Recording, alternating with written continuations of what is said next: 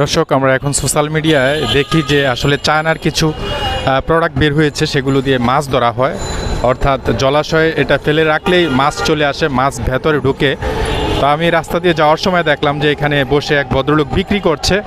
তবে আমি ওনার কাছ থেকে জানার চেষ্টা করব যে আসলে এগুলোর প্রাইস কেমন, ইভেন এগুলো কি বাংলাদেশের নাকি চায়নার, আর এগুলোর ফিচারগুলো কি, এই সম্পর্কে একটু জানার চেষ্টা করব। একটা প্রোডাক্ট ভাই একটু হাতে নেন তো। আচ্ছা, এটা কি চায়নার নাকি বাংলাদেশের? বাংলাদেশের তৈরি, কিন্তু ফেসবুকে তো আমরা শুনি যে এগুলো চায়না থেকে। চায়নাগুলা ঠিক আছে, চায়নার দেখা এটা তৈরি করছে, কিন্তু চায়নাগুলোর দাম বেশি অনেক, 700, 800, 500 এরকম। তো বাংলাদেশে কম দামে পাওয়া যাচ্ছে 200, 250, 300-র ভিতরে। এটা কত? এটা 200 বিক্রি করি। 200 টাকা। দর্শক, আমরা ফেসবুকে যেটা দেখেছিলাম এটার দাম 500 বা 600 টাকা এরকম দাম চাচ্ছিল, কিন্তু এইখানে আমরা শুনেছি ওগুলো চায়না থেকে এক্সপোর্ট করে নিয়ে আসে, কিন্তু এই প্রোডাক্টগুলো বাংলাদেশেও তৈরি হচ্ছে। তবে উনি বিক্রি করছে এক একটা প্রোডাক্ট হচ্ছে যে 200 থেকে 250 টাকা করে। একটা প্রোডাক্ট যদি হাতে নিতেন তাহলে ফিচারগুলো একটু দেখাতেন। আসলে মাছ এদিক দিয়ে ঢুকে, তাই না?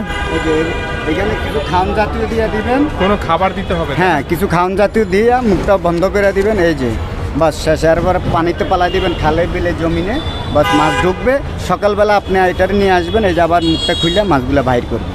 ও আচ্ছা, তার মানে এটার ভেতরে খাবার দিতে হবে ডেফিনেটলি, তাই না? দর্শক, আসলে এই প্রোডাক্টটা আমি ফেসবুকে দেখেছি, তো উনি যখন বিক্রি করছে দেখে আমি ইন্টারেস্টেড হলাম যে আসলে এটা নিয়ে একটা ভিডিও মেক করি। তো আসলে এটা কতটুকু useful I don't know, but আমি দেখেছি ইন্টারনেটে, এই কারণে আমি এটা তৈরি করছি। তবে এটার ভেতরে মনে হচ্ছে কোনো খাবার দিয়ে যদি জলাশয়ে রাখা হয় যেখানে মাছ থাকে, তো সেখানে এটার ভেতরে মাছ প্রবেশ করার রাস্তা রয়েছে। আমি যদি একটু দেখাই, এই যে এদিক দিয়ে প্রবেশ করে আর হচ্ছে ভিতরে খাবার দিতে হয়। আর এটা টোটালি খোলার সিস্টেম রয়েছে, এদিক দিয়ে মাছ ঢুকলে এটা মনে হয়, দেখি একটু খোলেন তো দেখি। এই যে এদিক দিয়ে খুলে যদি নিচের দিকে রাখা হয় তাহলে মাছ পড়ে যাবে। খোলার অনেকগুলো ডিভাইস রয়েছে আমরা দেখতে পাচ্ছি।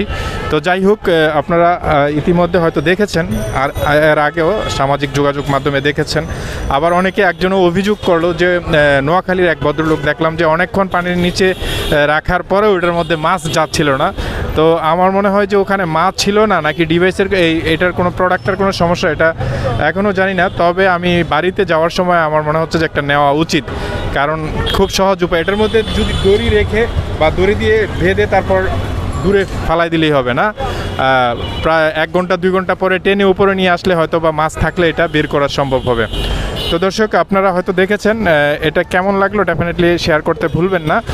আর এখন চায়না থেকে যদিও প্রোডাক্টগুলো এক্সপোর্ট করা হতো ফার্স্ট অফ অল, এখন এগুলো বাংলাদেশেই তৈরি হচ্ছে অ্যাভেলেবল। তবে এটার চাহিদাও ব্যাপক রয়েছে, মানুষের কিউরিয়াসিটি থাকে, নতুন কিছু বের হলে কিউরিয়াসিটি থাকে। আপনারা দেখেন অনেকেই দেখছে, আবার অনেকেই নিচ্ছে।